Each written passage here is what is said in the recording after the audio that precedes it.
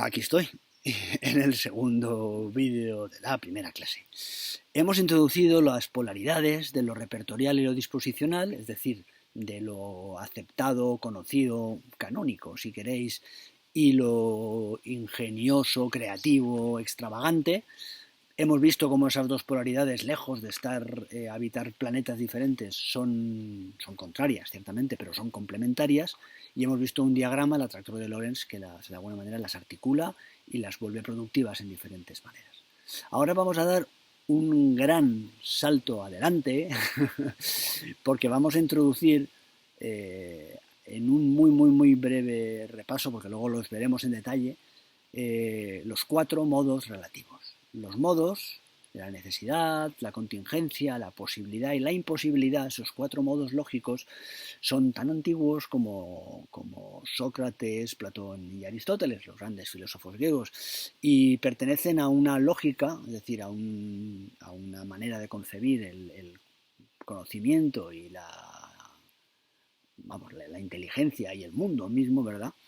Que no estaban en Atenas, estaban en Megara, una ciudad vecina que de hecho estaba en guerra con Atenas, fue derrotada y sus filósofos, cayeron bastante en el olvido. Pero los modos han sido recuperados por algunos pensadores del siglo XX precisamente para intentar entender esto de la complejidad y de la contradicción. Así que si tenéis presente el esquema, el diagrama, el atractor de Lorentz de lo repertorial y lo disposicional, prepararos para ver cómo enganchan ahí los 4 modos relativos. Vamos a empezar. Ahí los tenéis pintados. Tenemos lo repertorial, que es lo centrípeto, ¿verdad? Lo que está aterrizado. Lo disposicional, que es lo centrífugo.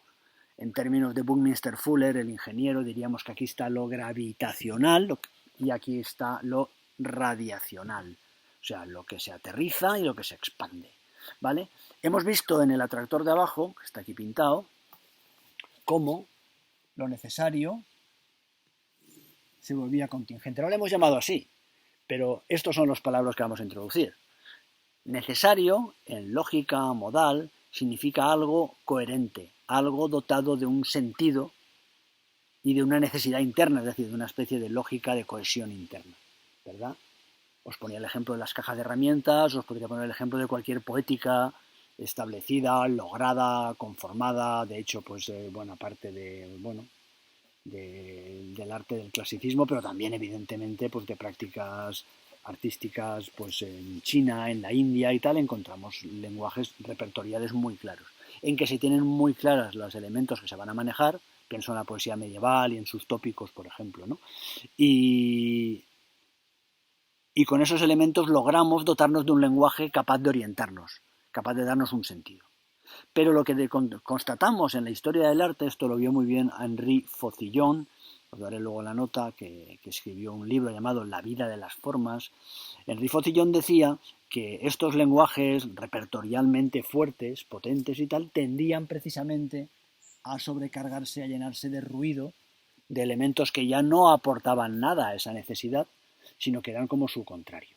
Lo necesario, que es lo que tenemos que hacer, lo que genera sentido, lo repertorialmente potente, deriva eventualmente en lo contingente, que es lo repertorialmente inane, lo repertorialmente impotente, ¿vale? Entonces aquí habría un primer juego de necesario contingente, como hemos visto, y de aquí se saltaría al modo de lo posible, que sería el modo de la potencia disposicional, de la variación, de la creatividad, ¿verdad?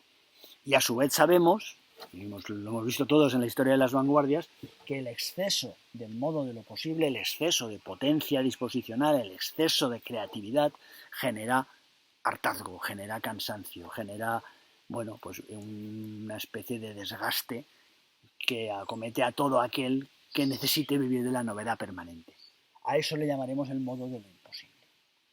A su vez, posible e imposible se pueden retroalimentar dando vueltas en torno a lo disposicional, es decir, los ingenios, actitudes, conocimientos que cada cual tenemos, e inevitablemente en algún momento esto se va a recoger en lo repertorial. Bueno, he dicho inevitablemente y en algún momento, pero tampoco está tan claro, porque buena parte de los problemas que tenemos en la cultura contemporánea quizás se deban a que ese engarce desde el modo de lo posible y lo imposible al modo de lo necesario, a lo repertorial, no se da. Volvemos a la pizarra. Digamos que en una cultura estética medianamente saludable, este dibujo debería explicarnos el funcionamiento habitual de la sucesión de diferentes poéticas, de diferentes artistas, etc. Pero puede muy bien pasar que este camino no se encuentre. No sé, voy a borrar con la manga, espero que no os importe. Puede muy bien pasar que aquí haya un corte, ¿verdad? Y que entonces los experimentos, los juegos, las variaciones, las performances atrevidas y tal y cual no encuentren manera de componerse con el repertorio que la gentecilla, los espectadores o los demás humanos tienen. Y eso, compañeros, es un problema. Es un problema que convierte en los juegos del arte, de alguna arte contemporáneo, poco menos que en bromas privadas. Y es una faena. Pero no es eso lo único que puede pasar.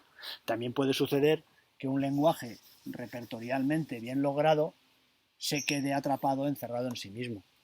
Y no dé pie a las variaciones disposicionales, no dé lugar a diferentes creatividades que rompan con ese repertorio demasiado cerrado. Cuando esto sucede, tenemos un arte encartonado, un arte bueno que se vuelve excesivamente previsible, que efectivamente nos puede otorgar sentido, nos puede orientar, pero que ya no nos da nada nuevo y no está abierto a nada nuevo, lo cual genera un arte más bien muertecillo, ¿verdad? Y en este ámbito, en cambio, tenemos una gran creatividad, una gran capacidad de variación, pero no hay comunicación con el común de los mortales o con cantidad de otra gente que podría acoplarse con eso. Esta separación, compañeros, compañeras, a mi juicio, constituye uno de los principales problemas que tiene la situación del arte contemporáneo o de la cultura contemporánea, ¿vale? En las siguientes clases veremos qué sucede aquí en medio. Y introduciremos más palabras, pero hoy no, ¿vale? Veremos qué sucede en todo este espacio de acá, ¿vale? Pues ahí lo voy a dejar.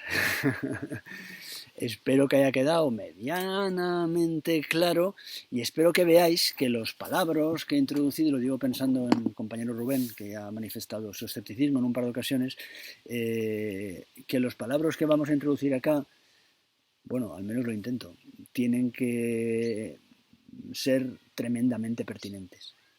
Yo he trabajado mucho tiempo en el ámbito, en el campo del arte, pues arte político, arte vecinal, activismo, etcétera, y esto me lo he encontrado constantemente. Cantidad de artistas que tenían una gran preparación, unas grandes aptitudes, talento, pero que no encontraban manera de acoplarse con esos repertorios. Y al revés, como soy muy aficionado al flamenco y le tengo mucha querencia y tal, pues he encontrado pues cantaores y cantadoras y tal que estaban completamente pillados en el repertorio y que les costaba salir de esa especie de caja de herramientas, casa de muñecas y experimentar, variar. Ese acoplamiento es el que vamos a investigar, ¿vale? Bueno, pues lo dejo aquí y las dudas que tengáis o si no me he explicado bien o tal, decidlo en el foro y lo repensamos, ¿vale? Venga, salud.